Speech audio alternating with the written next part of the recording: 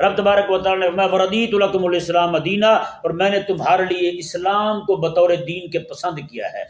جی اچھا یار، رب فرمائے دین کامل کر کے دیا ہے، تو میں کہوں کہ یار دین تو چلو کامل ہے لیکن تہذیب میں کسی اور سے لے لوں، تہذیب فرنگی سے لے لوں، تعلیم جو ہے دین کامل ہے لیکن تعلیم میں فرنگی کی لے لوں جی، تو بتائیں یہ باتیں کرنا درست ہے؟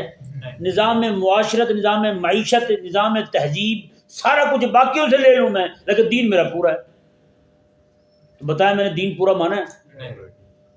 دین کب پورا مانوں گا میں؟ جب پورے کا پورا دین میں داخل ہو جاؤں گا. اللہ تعالیٰ میں ادخلوا فی السلم کافہ، میں یہ نہیں کہ ایک پاؤں اندر رکھو ایک باہر رکھو، میں پورے کے پورے اسلام میں داخل ہو جاؤں. اللہ اکبر کبیرہ. حضرت عبداللہ بن سلام رضی اللہ عنہ ان کے ساتھی، کیونکہ حضرت موسیٰ علیہ السلام کی شریعت میں اونٹ کا گوشت حلال نہیں تھا، اونٹ نہیں کھاتے تھے، اونٹ نہیں کھاتے تھے.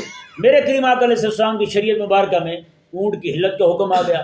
اب ہوا یہ کہ حضرت سیدنا عبداللہ بن سلام یہودیت کو چھوڑ کر اسلام کی طرف آئے تھے، تو ان کی طبیعت نہیں مانتی تھی اونٹ کھانے کی، طبیعت نہیں مانتی تھی. حلال سمجھتے تھے کہ حلال ہے لیکن طبیعت نہیں مانتی تھی، کیونکہ ایک عرصے تک اسے حرام سمجھتے رہتے. اب انہوں نے کہا کہ میں حلال تو سمجھتا ہوں لیکن کھاتا نہیں ہوں. اللہ تبارک و تعالیٰ نے میں حلال سمجھ کے پھر بھی اس لیے چھوڑ رہے ہو کہ طبیعت نہیں مان رہی، اس کا مطلب یہ ہے کہ ابھی پچھلا اثر ہے.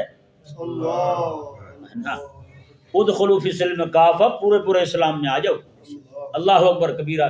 تو بتائیں یار، اونٹ کے گوشت کو اگر حضور کے صحابی حلال بھی سمجھیں پھر نہ کھائیں تو رب تعالیٰ فرمائے کہ تم اسلام میں پورا داخل نہیں ہوئے ہو اکیلے اونٹ کے گوشت پر ہیں. تو جو بندہ پوری دین، تہذیب، سیاست، معاشرت، ہر چیز جناب انہی کے لے کے بیٹھا ہوا ہو اور کہے جی میرے سے بڑا عاشق رسول ہی کوئی نہیں، تو بتائیں یہ منافق ہے یا نہیں ہے؟